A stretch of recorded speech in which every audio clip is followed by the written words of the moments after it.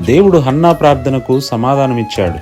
అప్పుడు ఆమె ఆశ్చర్యంతో దేవుణ్ణి ఆరాధిస్తూ ఇలా అంది, యెహోవా వంటి పరిశుద్ధ దేవుడు ఒక్కడునూ లేడు, నీవు తప్ప మరి ఏ దేవుడునూ లేడు, మన దేవుని వంటి ఆశ్రయదుర్గమేదియూ లేదు. ఎన్నో సంవత్సరాలు ఆమె నిరాశతో కృంగిపోయినప్పటికీ ఆమెకి ఒక్కటి మాత్రం స్పష్టంగా తెలుసు, ఆమె నమ్మిన దేవుడు ఆమెను సిగ్గుపరిచేవాడు కాదని. నా కొండ, నా కోట, నా బలం, నా ఆశ్రయదుర్గం ఆయనే. ఆయనకు అసాధ్యమైనది ఏదీ లేదు. శూన్యం నుండి సమస్తాన్ని సృజించిన దేవుడు, సర్వశక్తిమంతుడు నా దేవుడు. ఆయన వంటి వాడు ఇంకెవ్వరూ లేనే లేరు. ఇటువంటి విశ్వాసం ఈరోజు నీకుందా? దేన్ని చూసి భయపడుతున్నావు, బాధపడుతున్నావు? నిన్ను ఓదార్చి నడిపించగలిగిన దేవుడు, నీ హృదయ వాంఛను తీర్చగలిగిన దేవుడు, నీ ఇరుకులలో, ఇబ్బందులలో నిన్ను విడిపించగలిగిన దేవుడు ఒక్కడే. ఆయనే నజరేయుడైన యేసుక్రీస్తు.